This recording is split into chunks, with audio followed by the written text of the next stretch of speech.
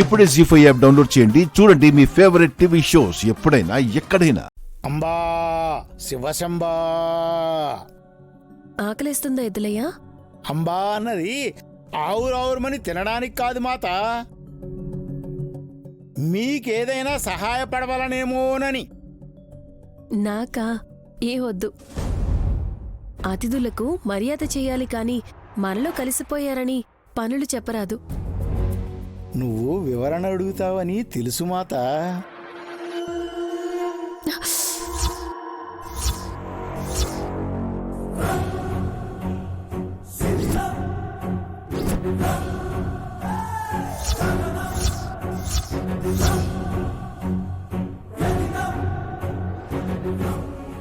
అయ్యో విశాలాక్షమ్మ తల్లి, ఏంటమ్మా ఇది? అమ్మగారి ఫోటో మీద నెత్తురు చిందినట్టు కనిపించిందేంటి? ఎవరికేం జరగబోతోంది? ఏమీ లేదంటే నేను అలా గుడికెళ్ళొస్తాను మాత. ఒక్క నిమిషం ఎద్దులయ్యా. చెప్పండి మాత.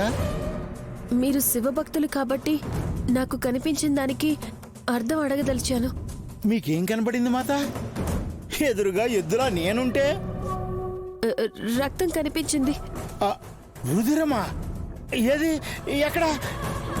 కల్లో. కాదు కాదు కాదు, గాయత్రమ్మ గారి ఫోటో పైన. మెలకువతోనే ఉన్నారు కదా, కళ్ళెప్పుడు కన్నారు మాత? అయ్యో అర్థం కాని నిన్ను అడగడం పొరపాటైంది. మాత, ఒకరి ప్రాణం పోబోతున్నది మాత.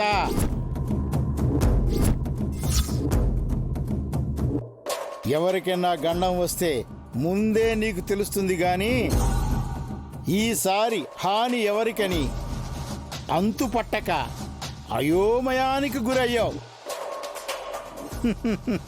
అంతే కదా మాత?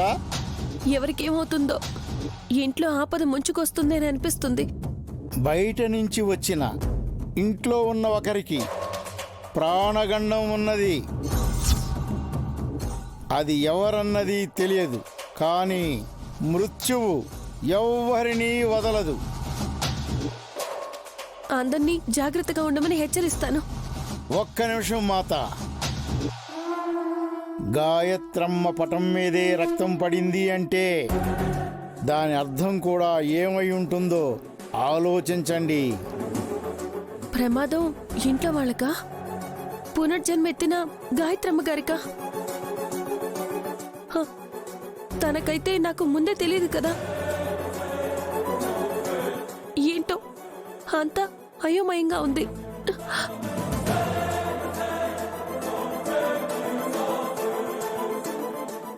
ఊహించనిది జరగబోతుంది మాత, సిద్ధంగా ఉండండి. జీ5 యాప్ డౌన్లోడ్ చేసి అన్ని ఎపిసోడ్స్ పూర్తి ఉచితంగా చూడండి.